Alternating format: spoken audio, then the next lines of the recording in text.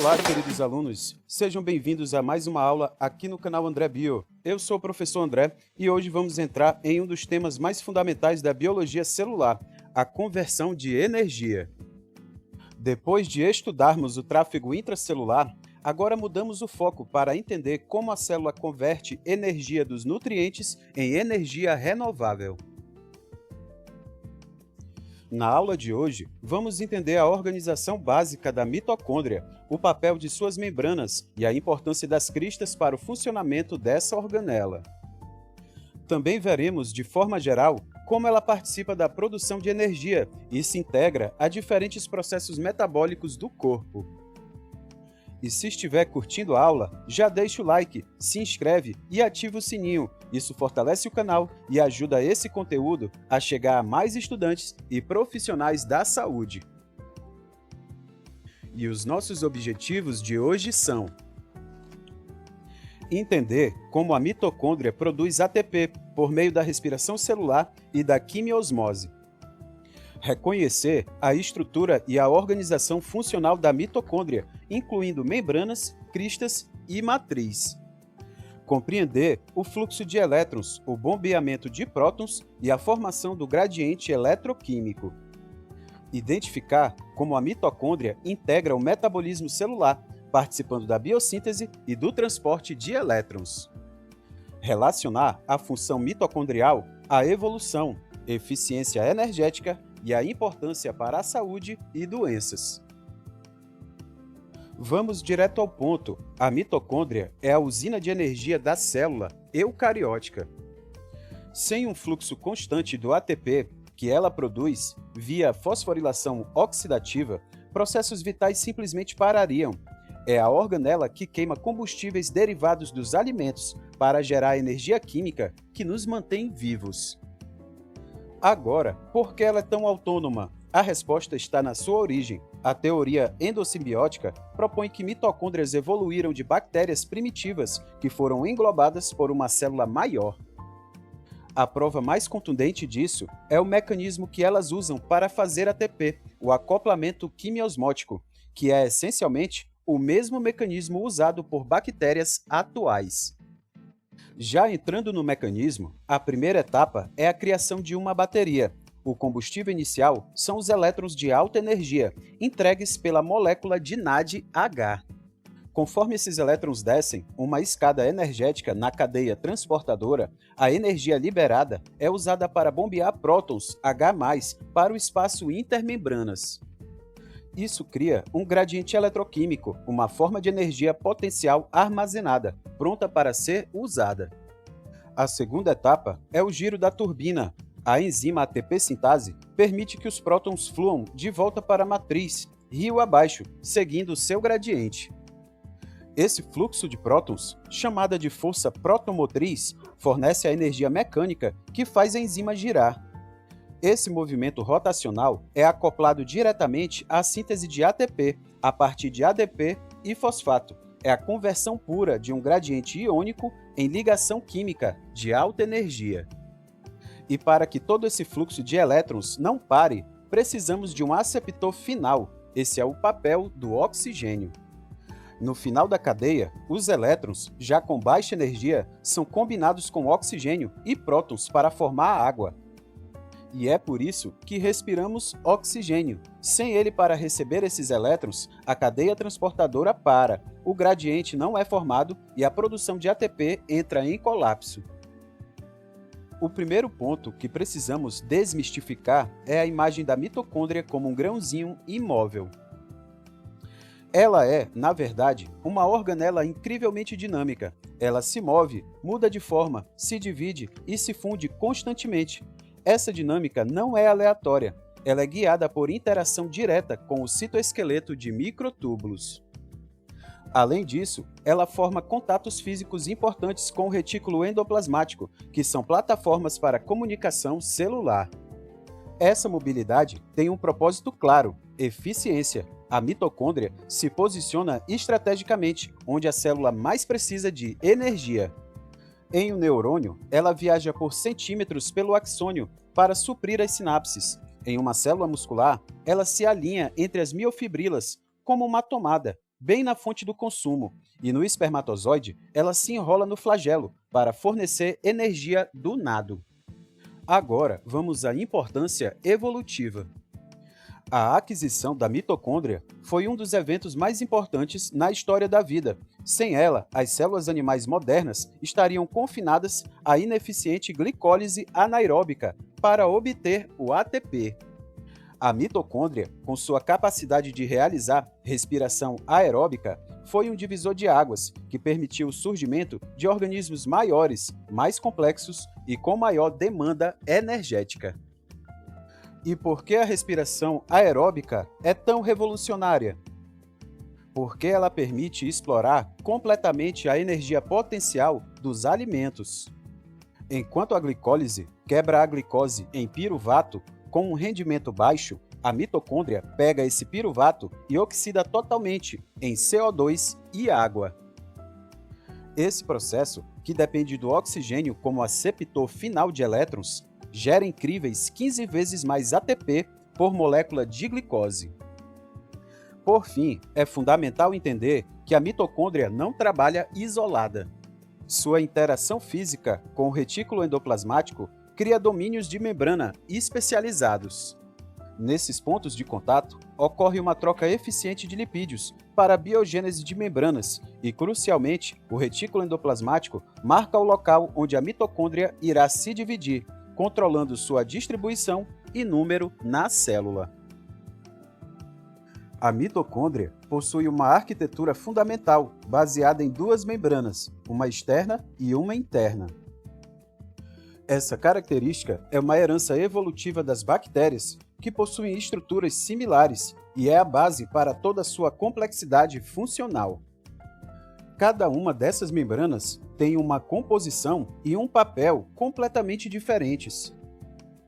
Essas duas membranas criam compartimentos internos bem definidos. A membrana interna envolve a matriz mitocondrial, onde ocorrem ciclos como o de Krebs. Já o espaço entre a membrana interna e a externa é o espaço intermembranas, um compartimento estreito, mas crucial para estabelecer gradientes de prótons. A membrana interna não é lisa, ela se dobra para dentro da matriz, formando as chamadas cristas mitocondriais. Essas cristas podem ter formas de discos ou túbulos que são conectados à parte principal da membrana interna por junções específicas. O principal objetivo dessas invaginações é aumentar drasticamente a área de superfície disponível para reações bioquímicas. E por que essa superfície ampliada é tão importante? Porque é justamente na membrana das cristas que estão ancoradas as proteínas da cadeia transportadora de elétrons. E é aqui, nessa superfície especializada, que ocorre a fosforilação oxidativa, o estágio final da respiração celular, que produz a maior parte do nosso ATP. Por fim, voltando à membrana externa, ela tem uma propriedade única, é altamente permeável. Isso se deve à presença de proteínas chamadas porinas, que formam poros. Esses poros permitem a passagem livre de íons e pequenas moléculas, funcionando como uma peneira, que deixa passar tudo que tem até cerca de 5 kDa, o que facilita o tráfego de metabólitos entre o citosol e o espaço intermembranas. A membrana mitocondrial interna atua como uma barreira, extremamente eficiente, sendo impermeável à maioria dos íons e pequenas moléculas. No entanto, essa barreira é inteligente, ela é equipada com uma série de proteínas transportadoras especializadas que permitem a passagem seletiva de componentes absolutamente essenciais, como os prótons, o fosfato e, crucialmente, o ATP e o ADP, garantindo que o combustível da célula chegue onde é necessário. É importante entender que essa membrana não é uma estrutura homogênea. Ela possui regiões ou domínios com funções especializadas. A chamada membrana limite, por exemplo, é onde se acredita que acontecem processos vitais de manutenção, como a importação de proteínas e a própria montagem dos complexos respiratórios. O coração da produção de energia, no entanto, está nas cristas. Essas invaginações não são meros enovelamentos, são fábricas especializadas. É nelas que encontramos ancorados os complexos de cadeia transportadora de elétrons e, principalmente, a enzima ATP sintase, a máquina molecular que efetivamente produz a maior parte do ATP.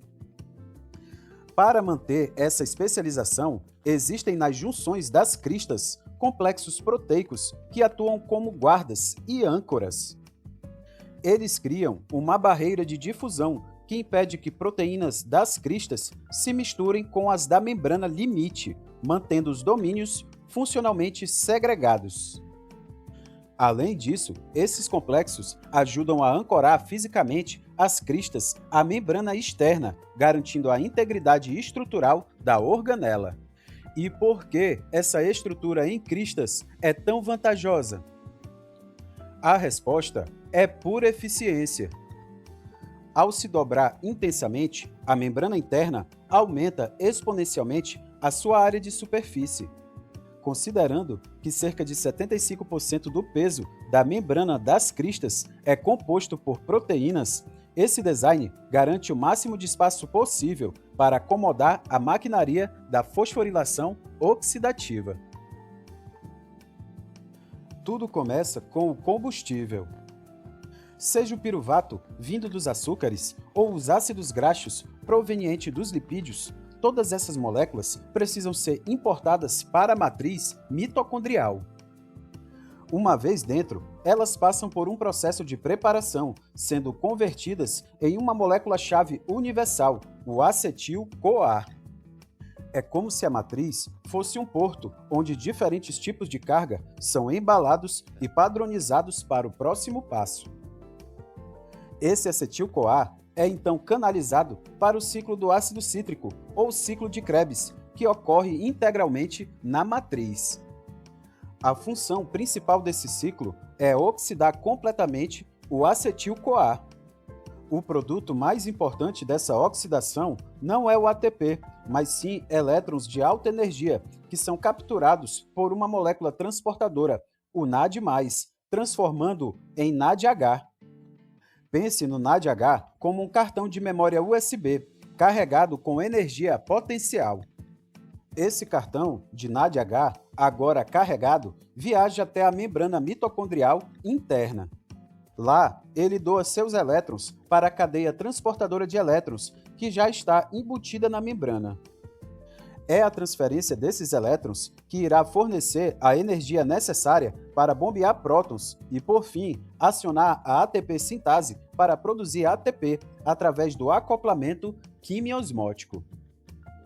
Mas a matriz não é só uma fábrica de processamento químico, ela também tem uma notável autonomia. Ela abriga seu próprio DNA, organizado em estruturas compactas chamadas nucleóides, além de ribossomos. Esse sistema genético independente é crucial para produzir algumas das proteínas essenciais da própria cadeia respiratória, evidenciando a origem bacteriana ancestral da mitocôndria. E para sustentar todas essas funções, o ciclo de Krebs, a biossíntese proteica e outras reações, a matriz é um ambiente incrivelmente concentrado, com uma densidade proteica que ultrapassa 500 mg por ml.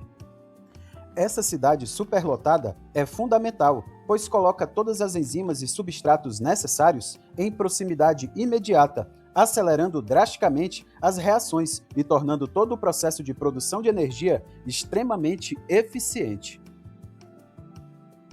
É crucial entendermos que a mitocôndria vai muito além de ser uma simples fábrica de ATP. Ela é o centro integrador do metabolismo, essencial para a biossíntese e para a manutenção do equilíbrio redox da célula.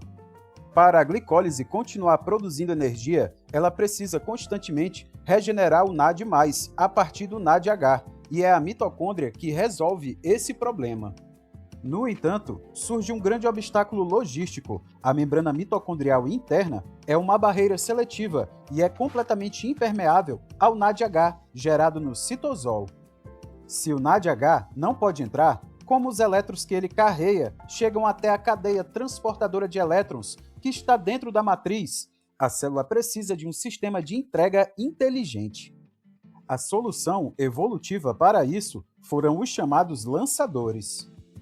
Em vez de tentar passar a molécula grande de NADH, a célula usa esses sistemas para transferir apenas os elétrons de alta energia do NADH citosólico para moléculas carreadoras menores, que sim, podem cruzar a membrana.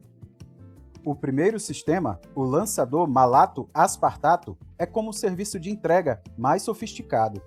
No citosol, os elétrons do NADH são transferidos para o oxaloacetato, transformando em malato. O malato entra na matriz e lá dentro doa seus elétrons, regenerando o NADH dentro da mitocôndria. Já o segundo sistema, o lançador glicerol 3-fosfato, é um caminho mais rápido, porém menos eficiente em termos energéticos. Nele, os elétrons do NADH citosólicos são passados para dihidroxicetona fosfato, formando o glicerol 3-fosfato, que doa os elétrons diretamente para a cadeia transportadora na face interna da membrana, regenerando o NAD+ no citosol, sem a necessidade de gerar NADH matricial.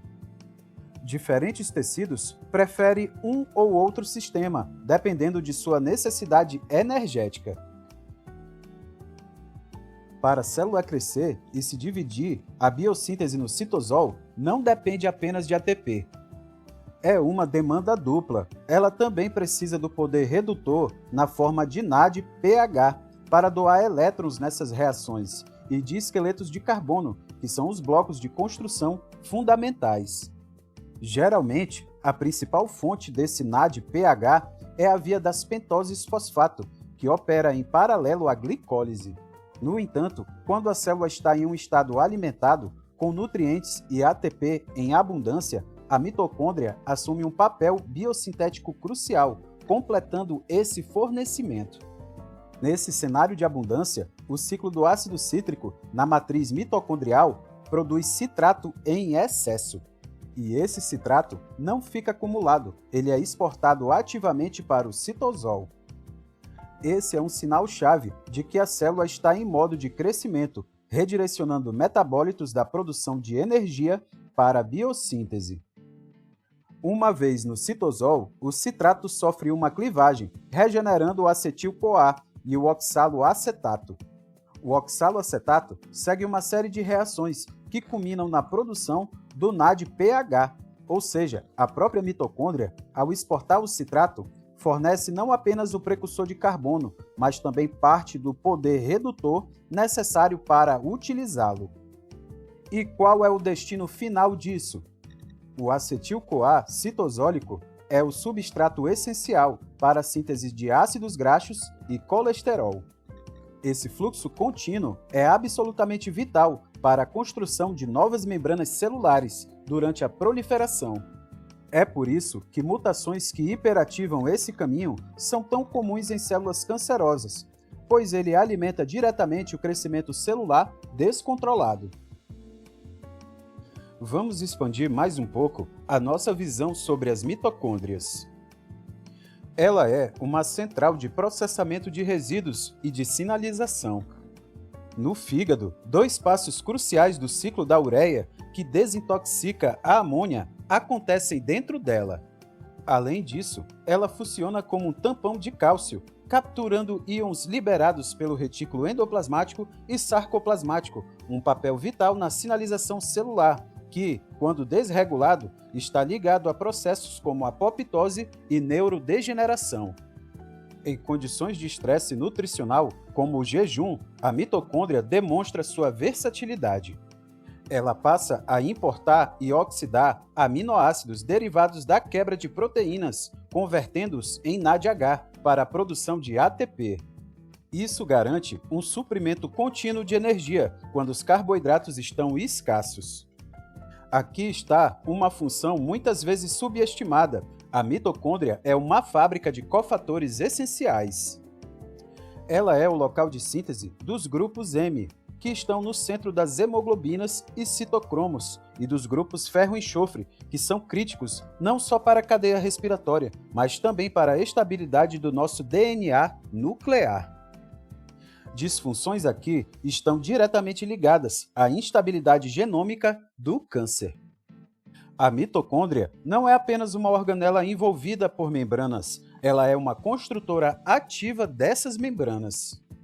Ela produz a cardiolipina, um fosfolipídio exclusivo e fundamental para sua membrana interna, e também sintetiza outros fosfolipídios, como a fosfatidiletanolamina, que são exportados para outras partes da célula em locais de contatos especializados com o retículo endoplasmático. Portanto, o que fica claro é que a dependência da célula pela mitocôndria é sistêmica.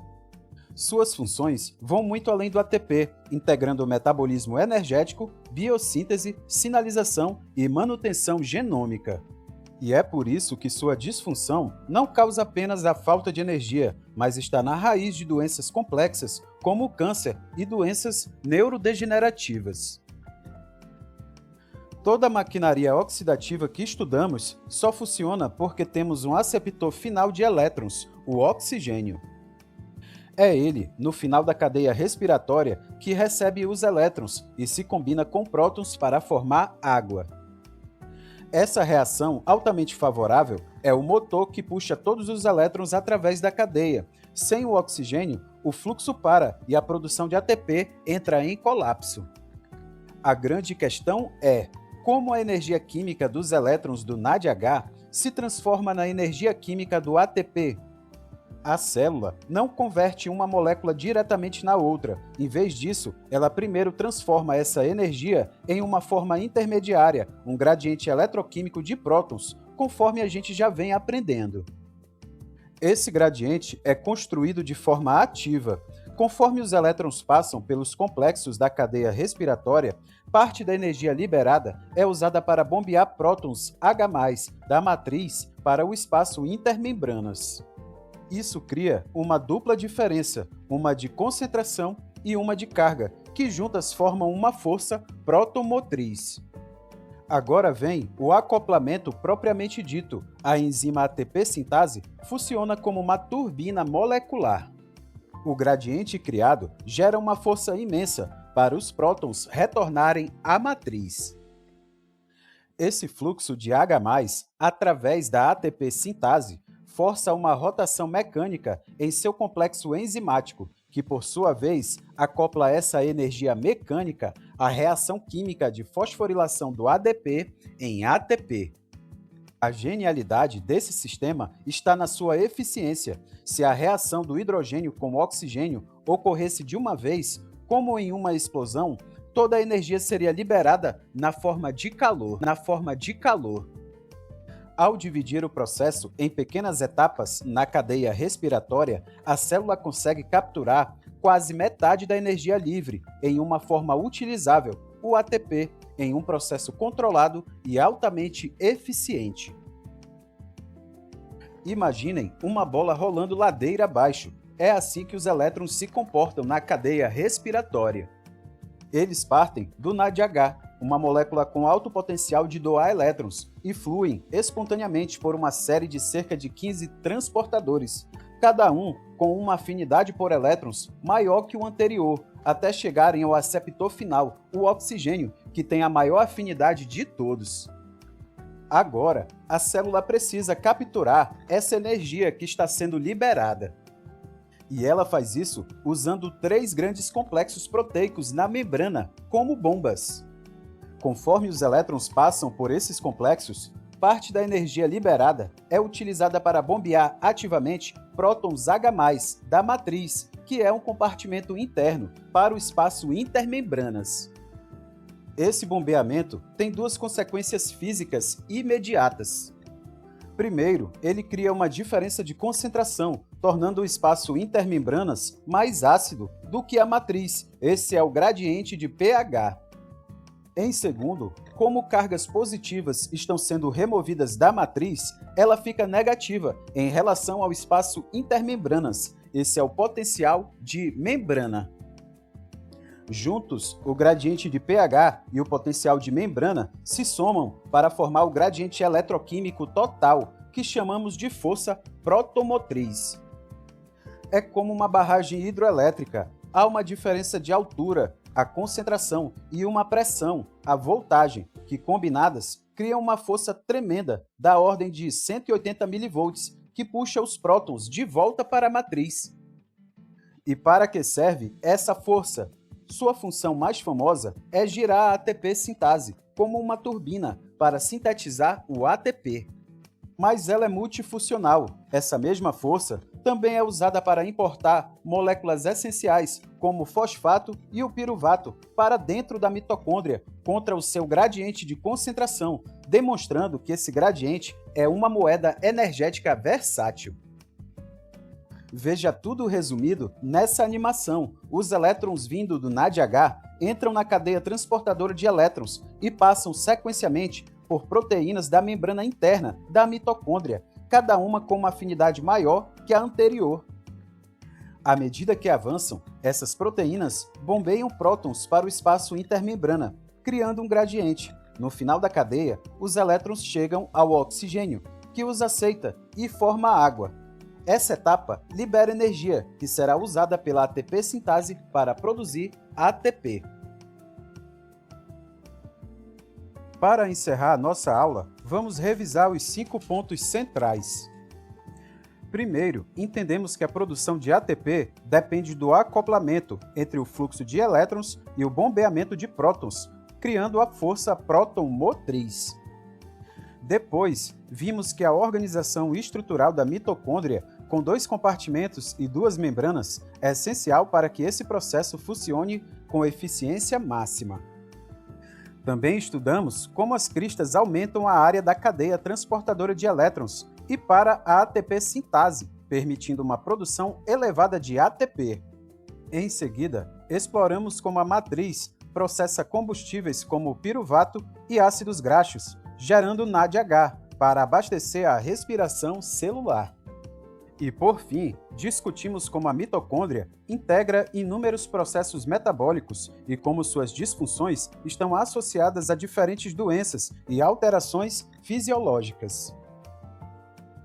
E chegamos ao fim da nossa aula sobre a estrutura, função e a bioenergética da mitocôndria, entendendo como essa organela transforma a energia química dos nutrientes em ATP, sustenta o metabolismo e participa de processos essenciais para a vida celular. Na próxima aula, vamos aprofundar ainda mais nesse tema, entrando diretamente nas bombas de prótons da cadeia transportadora de elétrons. Vamos examinar cada complexo respiratório, entender como ocorre o bombeamento ativo de H+, e como isso gera o gradiente que impulsiona toda a fosforilação oxidativa. As referências utilizadas estão disponíveis aqui, para quem quiser se aprofundar no assunto. E claro, se você gostou da aula, curte, se inscreve, ativa o sininho e compartilha. Isso fortalece muito o nosso trabalho aqui no canal. E não esquece de seguir o @andrebio.prof no Instagram para acompanhar resumos e dicas todos os dias. Até a próxima aula. Valeu!